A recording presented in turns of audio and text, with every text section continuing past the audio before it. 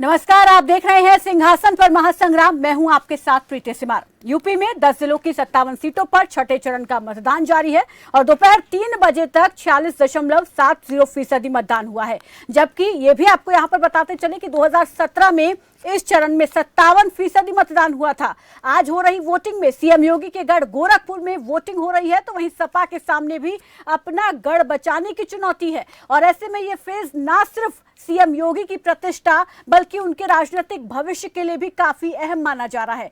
छठवें चरण में दलित, ओबीसी और ब्राह्मण वोटर निर्णायक हैं और इन 57 सीटों पर दलित मतदाता करीब 25 से 22% है और वहीं ओबीसी में यादव समुदाय सबसे ज्यादा है और इसके बाद कुर्मी, निषाद, राजभर और चौहान वोटर्स आते हैं। पूर्वांचल के आखिरी 2 चरण बहुत महत्वपूर्ण है और अहम ये इस लिहाज से है कि इन दोनों चरणों में असली परीक्षा मुख्य दलों के साथ उन छोटे दलों की है जिन्होंने उत्तर प्रदेश की राजनीति में एक नई कहानी लिखनी शुरू की है। और इन दलों में अपना दल, सुभाषपा, निषाद पार्टी तो शामिल है ही, बल्कि समाजवादी पार्टी और बहुजन समाज पार्टी भी आखिरी चरण में खुद की मजबूती साबित करने में लगी है। तो यहाँ पर इस बार का जो आखिरी चरण का चुनाव है वो धार्मिक ध्रुवीकरण से ज्यादा जातीयता की बिसात पर खेले जाने की संभावना है। और ऐसे में खैर ये तमाम तरीके के कयास हैं और कयासों के बाजार में सवाल ये है कि आज छठे चरण में आखिर जनता अपना आशीर्वाद किसको दे रही है। 10 जिलों की 57 सीटों पर वोटिंग सुबह से जारी है। 46% वोट अभी 3 बजे तक पड़ा है और इस बार यहाँ से जनता किसको आशीर्वाद दे रही है ये देखने वाली बात होगी। लेकिन 600 से ज़्यादा उम्मीदवार ऐसे हैं जिनकी किस्मत आज ईवीएम में कैद हो रही है, जिसमें कुछ बड़े प्रतिष्ठित नाम भी शामिल हैं। लेकिन यहाँ पर सबसे महत्वपूर्ण गोरखपुर सदर से सीएम योगी आदित्यनाथ चुनावी मैदान में हैं। अब बड़ा सवाल यही है कि जो जातीय गोलबंदी का चक्रव्यूह यहाँ पर बनाया गया है वो किसके लिए लाभदायक है, उसको किसका साथ मिलेगा।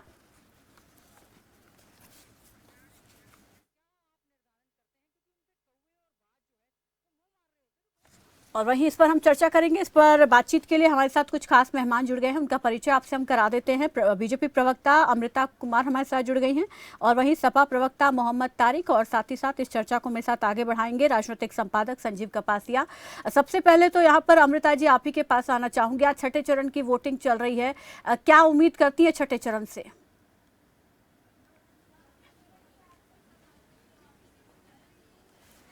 अमृता जी, मेरी आवाज आपको मिल रही है? जी आ रही है। जी नमस्कार, स्वागत है आपका। नमस्कार। पहला सवाल आपसे ही है, छठे चरण की वोटिंग चल रही है, क्या उम्मीद रखती हैं एक बार फिर से 2017 की तरह इस बार भी यहाँ पर बीजेपी अच्छा प्रदर्शन करने वाली है या चुनौती है इस बार? प्रीति जी, 2017 और 2019 की जो हमारी था उसी की तरह से हम लोग इस बार भी 300 पार के का हमारा लक्ष्य है और वो हम पार कर रहे हैं, इसमें कोई दो राय नहीं है। भाजपा ने ये दावा नहीं किया, ये हमने करके दिखाया, इसलिए हम लोग ये बोल रहे हैं। जो पिछले 70 सालों में जो कार्य नहीं हुए वो इन पिछले 5 सालों में हुए हैं। 5 सालों में पूर्वी उत्तर प्रदेश में ही देखा जाए तो बहुत कार्य हुए, जैसे पूर्वांचल एक्सप्रेस वे बना है, गोरखपुर में एम्स बना है और हर जनपद में एक मेडिकल कॉलेज बना है। पिपराइच में चीनी मिल को दोबारा शुरू किया। बहुत सारी बीमारी चीनी मिलें थी उत्तर प्रदेश में जिनका आधुनिकीकरण करके और उनको आगे बढ़ाया गया है, चलाया गया है। उसी तरह से अगर देखा जाए तो गोरखपुर में हमने खाद का कारखाना भी शुरू किया है, जिससे कि वहाँ के लोग बहुत सालों से बंद पड़ा हुआ था और बार बार उसकी मांग उठती थी कि उसको चलाया जाए। और ये हमारे योगी आदित्यनाथ जी जब सांसद हुआ करते थे तब भी उन्होंने बहुत प्रयास किया था इसको शुरू कराने का, लेकिन अपना समय आते ही उन्होंने अपना वादा पूरा किया और उसको शुरू कराया। उससे वहाँ के लोग बहुत लाभान्वित हुए हैं। आप भारतीय जनता पार्टी का विकास गिना रहे हैं, लेकिन मुख्यमंत्री योगी आदित्यनाथ और प्रधानमंत्री मोदी की जनसभाओं पे गौर करें तो उसमें राष्ट्रवाद और राम मंदिर हावी रहता है, विकास कहीं पीछे छूट जाता है। वो कहते हैं कि हमने माफियाओं का सफाया किया है। इस पर वोट मांग रहे हैं मुख्यमंत्री योगी आदित्यनाथ और प्रधानमंत्री मोदी। देखिए, इसमें तो कोई दो राय है ही नहीं। आप भी इस बात को मानेंगे कि पहले क्या हाल था उत्तर प्रदेश का, एक दंगा प्रदेश बन के रह गया था। उस बात को अगर हमारे मोदी जी या योगी जी कहते हैं तो उसमें वो कुछ अतिशयोक्ति नहीं कर रहे हैं। आप खुद जानते हैं कि सपा के शासनकाल में 350 दंगे हुए थे और भाजपा के शासनकाल में एक भी दंगा नहीं हुआ, चाहे वो किसी भी समुदाय का हो। पहले छोटी छोटी बातों पे, चाहे वो दिवाली आती थी, होली आती थी, कोई भी त्योहार आता था, दंगे हो जाया करते थे। लेकिन अखिलेश तो वो कहते दंगे हैं एक तरह से, दंगाई तो भाजपा वाले हैं, यही दंगा कराते थे। नहीं ऐसे बोलने अमृता से जी, नहीं होता ना। अखिलेश यादव कहते हैं, भाजपा वाले नहीं कराते थे, भाजपा वाले नहीं कराते थे। एक एक एक समुदाय था, समुदाय विशेष था, जिसको एक छूट दे दी गई थी। वो उसमें भी समुदाय कुछ आज लोग भी है। ऐसे थे कि जो वो अभी भी है, लेकिन वो अब जो ऐसे फैक्टर थे जो ये सब कुछ करते थे, वो सब पलायन कर गए या फिर जेलों में बंद है। ठीक है संजीव जी, यहाँ पर भारतीय हमारे जनता साथ पार्टी की मुश्किल क्या है अमृता? हाँ प्रीति जी, संजीव जी यहाँ पर रजा, मुझे लगता है एक सवाल और पूछना। बिल्कुल आप पूछिए। यहाँ पर वरिष्ठ पत्रकार जो जुड़ गए हैं उनको भी हम इस चर्चा में शामिल कर लेते हैं। रजा रिजवी हमारे साथ जुड़ गए हैं। रजा सर नमस्कार, स्वागत है आपका खबर फास्ट पर।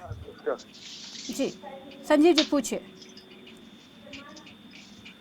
प्रीति जी, मुझे लगता है कि भारतीय जनता पार्टी के प्रवक्ता से एक सवाल बड़ा वाजिब है। बिल्कुल। पूर्वांचल और पश्चिम का चुनाव हमें बड़े नजदीक से देखा है। जो ध्रुवीकरण की बात भारतीय जनता पार्टी कर रही थी, लेकिन वास्तविकता में देखा जाए तो चुनाव जाति पर चला गया है। जो धर्म पे चुनाव होना चाहिए था उत्तर प्रदेश में, वो भारतीय जनता पार्टी करने में नाकाम रही। हालांकि बहुत कोशिशें की गई, राम मंदिर को लिया गया, राष्ट्रवाद को लाया गया, यूक्रेन रूस पर बात की गई, लेकिन राष्ट्रवाद और धर्म पे चुनाव ना होकर जातियों पर चला गया।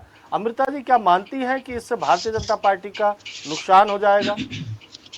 नहीं, नुकसान क्यों होगा? हमने जो भी कार्य किए, हमारा जो भी कार्य था, सबका साथ, सबका विकास, सबका विश्वास, तो हमने किसी जाति के साथ कोई भेदभाव किया ही नहीं। आप इस बात को मानेंगे कि जितनी भी हमारी सुविधाएं, हमने जो भी परियोजनाएं निकाली अपने भारतीय जनता पार्टी की, उसका सबसे ज्यादा लाभ या तो दलित समाज को मिला या मुस्लिम समाज को मिला। जो लोग पिछली पंक्ति में खड़े थे उन लोगों को मिला। तो उसमें कोई जाति नहीं देखी गई, किसी भी जाति इनसे वोट क्यों नहीं मांगते? सवाल तो यही खड़ा होता है अमृता जी। अमृता जी, सबसे बड़ा सवाल आपके नेताओं पर यही खड़ा होता है। जब आप मानती हैं कि आपके विकास का फायदा, आपकी योजनाओं का फायदा मुस्लिम समुदाय को मिला है, अल्पसंख्यक को मिला है, दलित समाज को मिला है, और आपके नेता कहते हैं अल्पसंख्यक का वोट नहीं चाहिए, तो ये कौन सा विकास हो गया? ये कौन सा लोकतंत्र मजबूत करने की बात हो गई? नहीं, इस तरह से हमारे किसी नेता ने इस तरह के कोई बात अगर किसी ने दिया तो वो गलत है। हम अपने मुख्यमंत्री और प्रधानमंत्री के बारे में जानते हैं कि हम लोग हमेशा दलित और दबे कुचले लोगों के साथ खड़े रहे हैं। और आप इस बात को मानिए कि आप आने वाले समय में आप देखेंगे साइलेंट वोटर है। वो जनता को मानना है, हमारे मानने ना मानने से कुछ नहीं होता अमृता जी, वो जनता को मानना पड़ेगा। तारिक जनता मान रही है, मैं बराबर जनता के बीच में, सबका विश्वास। देखिए संजीव जी, ठीक है, मैं 10 मार्च मैं बता खुद देगा, जनप्रतिनिधि रही हूँ, मैं खुद आपकी जनता के बीच में सरकार रहती आएगी हूँ। तो जनता आपकी मदद करेगी। तारिक जी, अमृता जी कह रही है सबका साथ, सबका विकास, सबका विश्वास, और उनका कहना यह है कि सबसे ज्यादा जो उनकी स्कीम्स हैं उसका फायदा आप लोगों को मिला है, दलित समुदाय को मिला है। तो क्या आप मानते हैं कि भारतीय जनता पार्टी ने आपसे वोट मांगे हैं, अल्पसंख्यक से वोट मांगा है उत्तर प्रदेश में?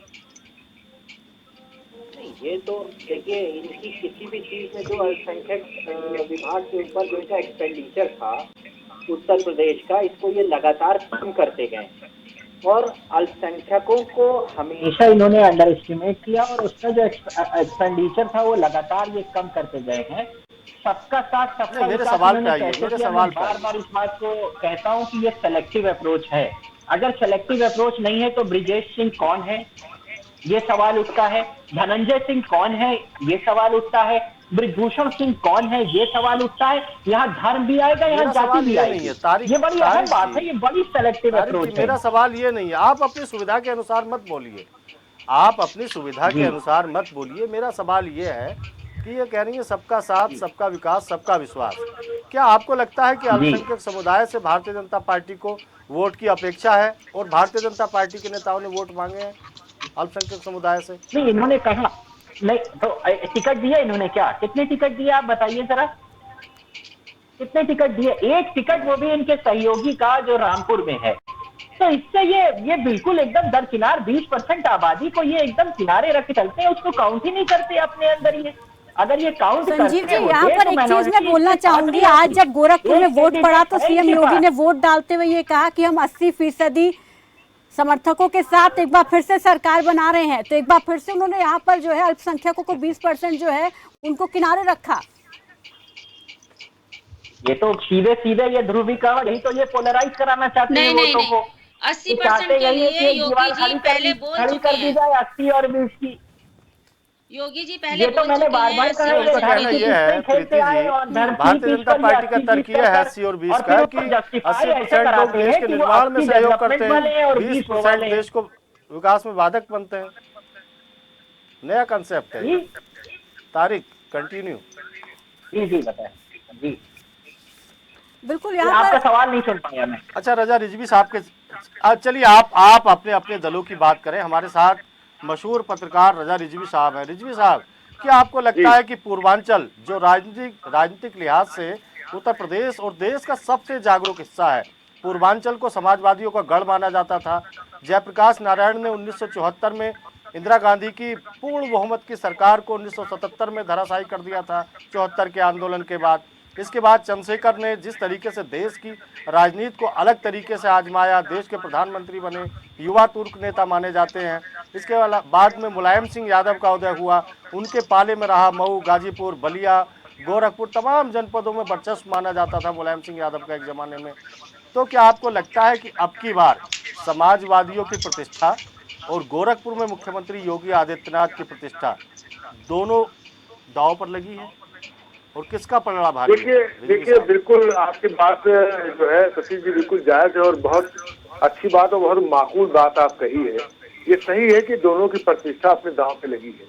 पहली प्रतिष्ठा जो दांव पे लगी है वो योगी आदित्यनाथ जी की लगी हुई है, और वो उन्होंने, क्योंकि पहला ये है कि 5 साल तक भारतीय जनता पार्टी का कोई भी जो है वो नेता जो है वो मुख्यमंत्री रहा है वो योगी आदित्यनाथ रहे हैं। क्योंकि इससे पहले भारतीय जनता पार्टी की 5 साल सरकार रही तो 3 चीफ मिनिस्टर रहे, यानी 3 चीफ मिनिस्टरों का परफॉर्मेंस देखा गया।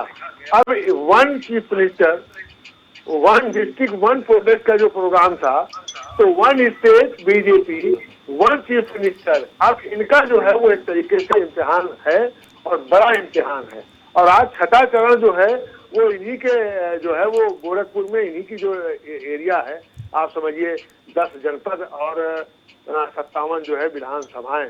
तो ये योगी आदित्यनाथ का जो है वो मतलब कार्यस्थली मान लीजिए आप, चाहे वो बलरामपुर हो, चाहे संत कबीर नगर हो, और चाहे जो है देवरिया हो, चाहे कुशीनगर हो, चाहे गोरखपुर सदर, तो उनका ही है। तो ये जो है वो है। लेकिन समाजवादी पार्टी ने एक बहुत समझदारी से, एक बहुत अच्छे तरीके से समाजवादी पार्टी ने ये किया है कि जो छोटी छोटी पार्टियां हैं और जिनका इधर इस 3, 5वें, 6ठे और 7वें चरण में जिनका अपना जो है एक अच्छा स्थिति है, भारतीय जनता पार्टी भी चुनाव में छोटी छोटी पार्टियों के साथ जुड़ करके वो आज बड़ी पार्टी बन गई है। 37 पार्टियों से भारतीय जनता पार्टी जो है गठबंधन करती थी, वो गठबंधन करके सरकार में जाती थी और सरकार में मजबूती से आज आकर के वो पूर्ण बहुमत की सरकार केंद्र में बनाई और दूसरी बार भी बना रही है। रिजवी साहब आप ठीक कह रहे हैं, आप गठबंधन की बातें ठीक कर रहे हैं, लेकिन तो हमारा कहना ये है। लेकिन रिजवी साहब जी, रिजवी साहब, सबसे बड़ा जो दावा है सरकार का वो पूर्वांचल को लेकर 2 बातों को लेकर है। एक पूर्वांचल एक्सप्रेसवे के माध्यम से विकास और रोजगार लाना, और दूसरा पूर्वांचल में जो सरकार के समानांतर सरकार चलाते थे माफिया, उनके सफाई की बात सरकार कर रही है। तो दोनों जो इशू हैं वो वोटिंग पर कितना असर डालेंगे? और इसके अलावा आप जो बात कह रहे थे योगी आदित्यनाथ की प्रतिष्ठा दांव पर लगी है, 5 साल चीफ मिनिस्टर रहे हैं, अखिलेश यादव कह भी चुके हैं कि डबल इंजन की सरकार है, एक इंजन पूरब की ओर खींचता है, एक पश्चिम की ओर खींचता है। तो क्या आपको लगता है कि यदि योगी आदित्यनाथ जिस तरीके से समाजवादी दावा कर रही कि खुद गोरखपुर में 9 सीटों में 4 सीटें हम जीतेंगे, तो यदि समाजवादी पार्टी 4 सीटों के आसपास गोरखपुर में जीतती है, तो क्या आपको लगता है कि जिस तेजी के साथ योगी आदित्यनाथ का कद पूरे देश में बढ़ा है उसको धक्का लगने वाला है? देखिए ऐसा है, आपको ये जानकारी होना चाहिए कि 2017 में गोरखपुर की 9 सीट में से 8 सीट भारतीय जनता पार्टी ले गई। एक खाली सीट जो तिल्लू पार की थी वो विनय शंकर तिवारी बीएसपी के जीते थे, समझेगा। तो ऐसा नहीं है कि भारतीय जनता पार्टी 2017 में उसमें परफॉर्मेंस बहुत कर दिया था। लेकिन आप देखें कि तिल्लू पार के विनय शंकर जो है, शंकर तिवारी जी के बेटे, जो बहुत वहाँ के पुराने नेता हैं, मंत्री रहे कैबिनेट में, और योगी आदित्यनाथ अच्छा कहा जाएगा 9 सीटों में यदि भारतीय जनता पार्टी 8 सीटें जीतती और है, वो अब समाजवादी पार्टी में चले सीटें चाहिए। वो तो हरिशंकर तिवारी की परंपरागत सीट है जिसकी आप बात कर रहे हैं, वो आप समाजवादी पार्टी के टिकट पर लड़ रहे हैं, विनय शंकर तिवारी। नहीं, वो परंपरागत ठीक है, हरिशंकर तिवारी जी की चिल्लू पार की सीट है और हरिशंकर तिवारी जी उससे जीतते रहे हैं बराबर, ये सही है। लेकिन एक ही सीट जा पाई, परंपरागत सीट पे एक ही सीट जा पाई, जबकि आप कह सकते थे कि अमरमणि के पार्टी का जो लड़का उधर से लड़का है तो वो जो है पार्टी से नहीं था, निर्दलीय जीता। तो ये जो सीटें हैं, ये आपकी जो सीट है, आप देखिए ये कैंपियरगंज है। कैंपियरगंज में कौन लड़ रहा है? एक चीफ मिनिस्टर वीर बहादुर सिंह का लड़का लड़ रहा है, फतेह बहादुर, और उसकी किससे लड़ाई है? वहाँ 3 निषाद लोग लड़ रहे हैं। आप गोरखपुर ग्रामीण देख लीजिए, कौन लड़ रहा है वहाँ? बीजेपी के विपिन सिंह लड़ रहे हैं, विजय बहादुर जी समाजवादी गठबंधन के लड़ रहे हैं। पिपराइच चले जाइए, कौन लड़ रहा है? बीजेपी के महेंद्र पाल सिंह लड़ रहे हैं और अमरेश निषाद जी लड़ रहे हैं। आप देखिए चौरी चौरा की जो सीट है, चौरी चौरा की सीट जो है भाजपा ने अपने विधायक का टिकट काट दिया, वहां नहीं दिया। क्यों नहीं दिया? क्योंकि निषाद पार्टी से उसका गठबंधन था। तो निषाद पार्टी के नेता संजय निषाद के बेटे वहां से श्रवण कुमार लड़ रहे हैं। हम तो ये नहीं समझ पाते, छोटी पार्टी के लोग अपने बेटे, अपने रिश्तेदार, अपने अजीजदार को ही टिकट देकर के आगे क्यों बढ़ाते हैं? नाम करते हैं निषाद समुदाय का, लेकिन जब चुनाव की बात आती है तो अनुप्रिया पटेल अपने जो है पति के लिए मांग लेती है कि साथ एमएलसी उनको बना दीजिए, और निषाद पार्टी के जो है श्रवण कुमार अपना मांग लेते हैं। और भाजपा के जो बागी हैं वो निर्दल लड़ रहे हैं वहां से, अजय सिंह टप्पू। तो ये चौरी चौरा की सीट जो है, आजमगढ़ पे भी रखिए, बलिया पे भी रखिए, सारा फोकस गोरखपुर पे रख देंगे रिजवी साहब। नहीं तो बलिया में देख लीजिए, बलिया में तो वही चुनाव लड़ रहे हैं। देखिए विधानसभा के अंदर 2 लोग होते हैं, एक सदन का नेता होता है, एक प्रतिपक्ष नेता होता है। प्रतिपक्ष के नेता जो है वहां पर चुनाव लड़ रहे हैं राम गोविंद चौधरी जी, और राम गोविंद चौधरी जी 8 बार विधायक रहे हैं। और अब की राम गोविंद चौधरी जी अपने चुनाव प्रचार में कह रहे हैं कि साहब मेरा ये अंतिम चुनाव है। तो इसलिए, और बलिया से वो भी लड़ रहे हैं, बलिया सदर से जो है दया शंकर सिंह लड़ रहे हैं बीजेपी से। और दया शंकर सिंह को कैसे टिकट मिला ये आपको पता है? उनकी धर्मपत्नी स्वाति सिंह सरकार से मंत्री थी, सशस्त्र प्रभार की मंत्री थी, उन्होंने बड़ी मेहनत की थी और हर घरों में क्या लगता है आपको? क्या लगता है आपको? आप सीट वाइज बातें कर रहे हैं रिजवी साहब, आप सीट वाइज बातें कर रहे हैं। 57 सीटों में क्या रेशियो लगता है? क्या अखिलेश यादव जो समाजवादी गढ़ था उसको वापस लाने में कामयाब रहेंगे, या फिर योगी आदित्यनाथ दोबारा उस पर भगवा फहराने का काम करेंगे? देखिए जो 46 सीट ये पाए थे, मुझे लगता है कि 46 सीट पाना 57 में से, ये भारतीय जनता पार्टी को हमारे उससे लगता है कि 46 सीट नहीं पा पाएंगे, लेकिन बहुत ही सम्मानजनक सीटें वहां रहेंगी, लेकिन 46 सीट नहीं रहेगी। और सपा के पास जो 2 सीट थी, सपा की सीटें वहां बढ़ेंगी। बीएसपी के पास 5 सीट थी छठे चरण में, और अपना दल और सुहेल देव पार्टी राजभर के पास 1-1 सीट थी। तो आप समझिए कि 46 सीट जो है, हमें नहीं लगता कि भारतीय जनता पार्टी 46 पाएगी, लेकिन सम्मानजनक स्थिति में भारतीय जनता पार्टी आपके हिसाब से, आपके आंकलन के हिसाब से जो गठबंधन दलों का सियासी खेल है उसमें आप किसको पास और किसको फेल होता हुआ देख रहे हैं? देखिए गठबंधन के हिसाब से देखा जाए तो छोटी छोटी पार्टियों से जो है वो समाजवादी पार्टी में क्या है, तो समाजवादी पार्टी के पास कितनी सीट थी? 2017 में 2 सीट थी। तो समाजवादी पार्टी की सीट बढ़ेगी, वहां कम होने वाली सीट नहीं है, क्योंकि अखिलेश ने भी बहुत अच्छे तरीके से मेहनत किया है और बहुत समझदारी से उन्होंने टिकट बांटा है। संभावना के लिए कुछ है नहीं, 2 सीटें थी। कितनी सीट और बढ़ने की संभावना यहाँ पर आप जता सकते? के लिए कुछ नहीं। देखिए संभावना इसलिए नहीं कह सकता हूँ कि बहुत टफ फाइट है भारतीय जनता पार्टी में और समाजवादी पार्टी में, बहुत टफ फाइट नहीं कह सकते। कभी कभी पोस्टल वोटर भी बहुत निर्णायक भूमिका में होता है। ठीक है रिजवी साहब, आपकी बातों का जवाब ले लेते हैं। मुझे लगता है कि दूसरे गेस्ट को समय देना चाहिए। अमृता जी वरिष्ठ पत्रकार हैं रिजवी साहब, और उत्तर प्रदेश की सियासत को बखूबी समझते हैं। वो कह रहे हैं कि आप कम हो रहे हैं पूर्वांचल में, सपा बढ़ रही है।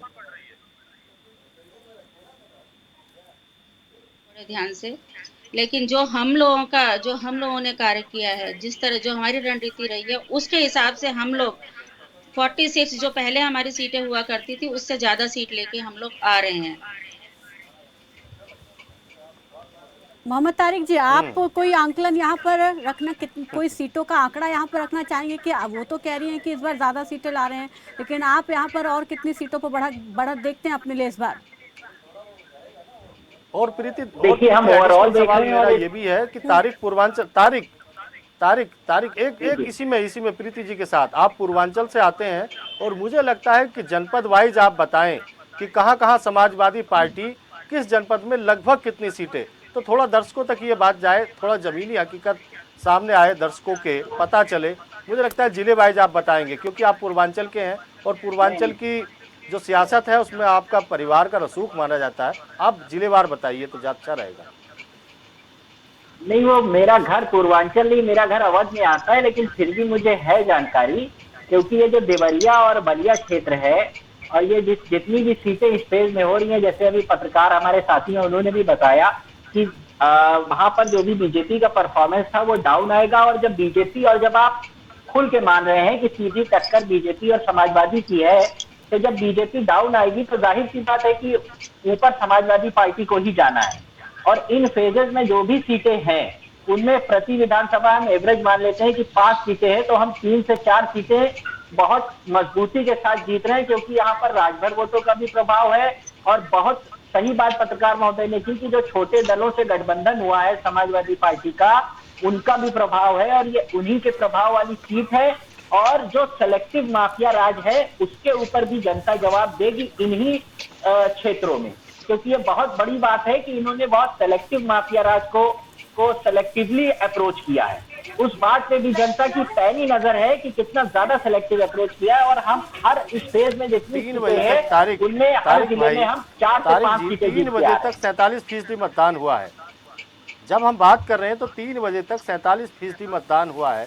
किस एंगल से देखते हैं, किस लिहाज से देखते हैं आप इस मतदान को, 47% को 3 बजे तक? देखिए, मतदान इस बार ओवरऑल कम हो रहा है। अब ये तो एनालिस्ट लोगों का काम है, आप लोग कहें कि ओवरऑल मतदान हर जगह, क्योंकि हमारे यहाँ 59 हुआ था, इस बार 56 हुआ, तो 2 से 3% हर जगह मतदान कम हो रहा है। अब ये जरूर आप लोगों की चर्चा का विषय है, क्योंकि आप लोग एनालिस्ट हैं, कि बताएं कि जब मतदान कम होता है तो वो किस तरफ जाता है। मतदान तो ज्यादा हो रहा है, आप 3 बजे हमारे तक फेवर में जा रहे हैं। अरे तारिक भाई ठीक है।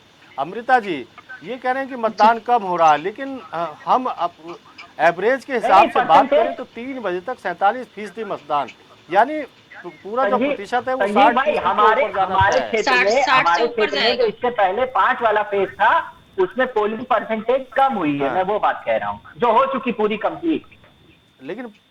लेकिन पूर्वांचल बहुत जागरूक हिस्सा है राजनीतिक लिहाज से बात करें तो तारिक, इसीलिए तो मुझे ये चिंता का विषय है मेरे लिए भी, क्योंकि ओवरऑल पोलिंग परसेंटेज ओवरऑल जो कि पिछले 3-4 चुनाव से लगातार बढ़ता जा रहा है, इस बार कम हुआ है। ये वाकई सभी राजनीतिक दलों के लिए ये चिंता का विषय है और चुनाव आयोग के लिए भी चिंता का विषय है, क्योंकि अगर 2% भी अगर पोलिंग परसेंटेज कम होता है तो वो हजारों में इफेक्ट करेगा, जिले लाखों में इफेक्ट करेगा जिले वाइज, और हजारों में इफेक्ट करेगा विधानसभा वाइज।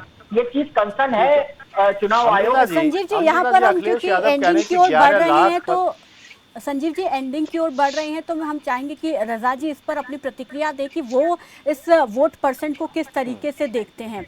रजा जी अभी 3 बजे तक 46% वोटिंग पड़ी है, पिछली बार 57 हुआ था वोट परसेंट, इस बार कितना हो सकता है और जो कम हो रहा है बढ़ रहा है इसको किस तरीके से देख रहे हैं? देखिए, वोट का जब परसेंटेज बढ़ता है तो उसका कहीं न कहीं आंकलन ये होता है कि आदमी जो सत्ता में होती है, जो सरकार होती है, उसको आदमी हटाना चाहता है।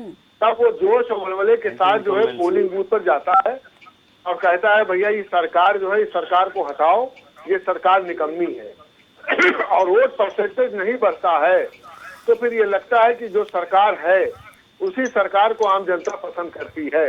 वोट बढ़ता है परसेंटेज, तो फिर आम मतदाता बहुत जोश के साथ वोट देता है कि भैया इस सरकार ने कुछ काम किया नहीं, 5 साल हमने बिल्कुल ऐसे बेकार ही रखा और हम लोगों के लिए सरदर्द बना रहा है ये सरकार को हटाओ, उखाड़ो, फेंको।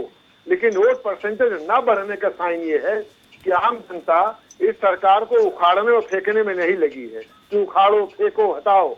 देखिए, किसी की पब्लिक मीटिंग के भीड़ से वो कह रहे हैं एंटी है, सरकार बदलना चाहती है। अमृता जी जनता अगर किसी की पब्लिक मीटिंग में भीड़ बहुत आ रही है तो बहुत से लोग, ठीक है रजा जी आपने बहुत आसान भाषा में ये समझा दिया बढ़ना और घटना उसका क्या संकेत है। अमृता जी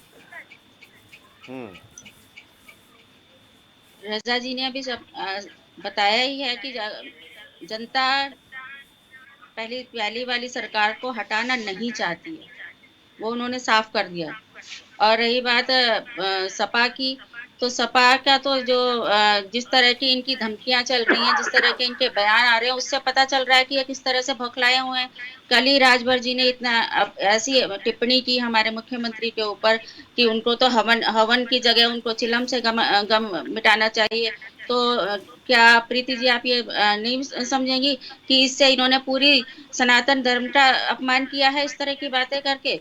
इनके नेता जिस तरह की बातें करते हैं, देखा है कि नेता जो हैं वो अपने पद की मर्यादा भूलते हैं अपना और चाल चरित्र भी होता है उसके अंदर। ऐसा नहीं है कि मर्यादा ही भूलते हैं, एक चरित्र होता है इंसान का जो बाहर निकल के ही आता है। एक कमेंट ले लीजिए अगर ठीक है संजीव जी, समय कम है। तारिक जी जल्दी से इस पे कमेंट दीजिए, जल्दी से। सुंदरकांड के ऊपर यही कह रहे हैं कि विधायक ने टिप्पणी की। ठीक है अमृता जी, समय की कमी है, माफी चाहूंगी इसके लिए। तारिक जी जल्दी से तो मैं 1 मिनट बोल लूं कि अगर आप साइकिल पे कमेंट करते हैं, प्रधानमंत्री साइकिल पे कमेंट करते हैं, तो क्या वो गरीबों का सिंबल नहीं है? सारा गरीब साइकिल से चलता है, उसको आतंकवाद और पता नहीं किससे जोड़ते हैं।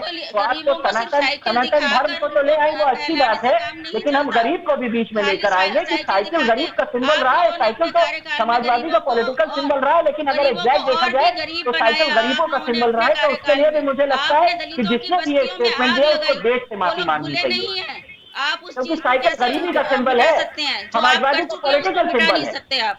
ठीक है, चुनावी दौर है और इस तरीके की बातें होती रहती हैं, लेकिन यहाँ पर नेताओं को ही जो है मर्यादा ध्यान में रखनी चाहिए। बहुत बहुत शुक्रिया रजा जी हमारे साथ जुड़ने के लिए। तारिक जी आपका भी बहुत शुक्रिया, अमृता जी आपका, संजीव जी आपका भी बहुत बहुत शुक्रिया। तो यहाँ पर आज छठे चरण की वोटिंग जारी है और ऐसे में छोटे दलों के साथ जो गठबंधन है उसको अगर देखा जाए तो पूर्वांचल में 2017 के चुनाव में खूब अच्छा एक इनका परिणाम देखने को मिला था। छठे और सातवें चरण के चुनाव में बीजेपी के साथ सहयोगी दल के तौर पर मैदान में लड़ रही निषाद पार्टी और अपना दल की भी असली परीक्षा इस बार मानी जा रही है। कभी बीजेपी की हितैषी रही ओम प्रकाश राजभर की पार्टी सुभाषपा इस बार समाजवादी पार्टी के साथ चुनावी मैदान में है और इस चरण में सुभाषपा की भी अग्नि परीक्षा है। लेकिन इस बार बदला हुआ गठजोड़ कितना सफल होगा ये देखना बेहद दिलचस्प रहने वाला है। तो चलिए फिलहाल मेरे साथ बस इतना ही, लेकिन दीजिए इजाजत, नमस्कार।